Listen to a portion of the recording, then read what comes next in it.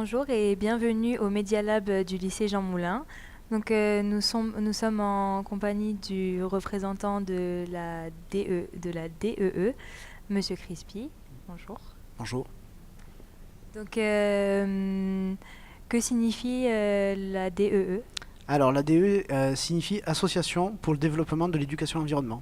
Alors, il y a une association loi 1920 qui est basée à Fréjus, dont le siège social est à Fréjus. Et l'objectif principal de cette association, c'est d'intervenir auprès de le plus large public sur tout ce qui est thématique du développement durable. Donc, on informe, on sensibilise, on essaie d'éduquer quand on peut. On intervient principalement avec des scolaires, de l'école maternelle jusqu'au lycée. De temps en temps à la fac, mais c'est un peu plus rare. Et après, principalement aussi avec ce qu'on appelle le grand public, c'est le public familial, donc lors de manifestations ou autres. D'accord, merci. Et comme vous l'avez dit, cette association a été faite à Fréjus, mais est-ce qu'il y en a encore partout dans la France? Alors, il existe plusieurs associations d'éducation et environnement. Certaines, donc je parlais principalement, il y en a partout, partout en France. Mais sur la région Provence-Alpes-Côte d'Azur, on travaille beaucoup en réseau. Donc on appartient par exemple au réseau Graines ou au réseau Mère aussi. Chaque association d'éducation et environnement travaille en commun, travaille ensemble sur différentes missions. Voilà, des campagnes de sensibilisation, l'été par exemple, en bord de plage, pour informer le public sur les usagers de la plage, sur le respect de ce site, ou alors en mer, par exemple, avec les plaisanciers pour préserver le milieu marin, voilà, pour les inciter à préserver le milieu marin.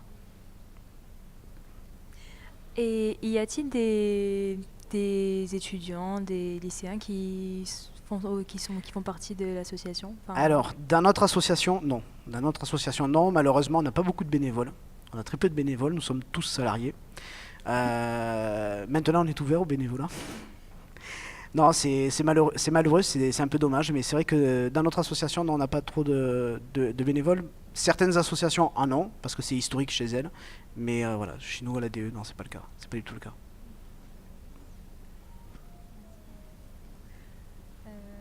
Pourquoi intervenir principalement dans les établissements scolaires? Alors, le thème du développement durable, c'est dans les programmes scolaires depuis 2008. C'est dans les programmes de l'éducation nationale. Donc on intervient beaucoup avec les écoles primaires, ça c'est sûr, sur toutes les thématiques du développement durable. Maintenant, voilà, c'est pour ça qu'on intervient beaucoup auprès de ce public, parce que ça rentre dans les programmes, donc c'est abordé par les enseignants, et nous on est là en tant qu'appui technique, voilà, pour informer, parce que souvent les enseignants n'ont pas forcément les informations nécessaires ou les informations à jour, donc on est là pour les aider.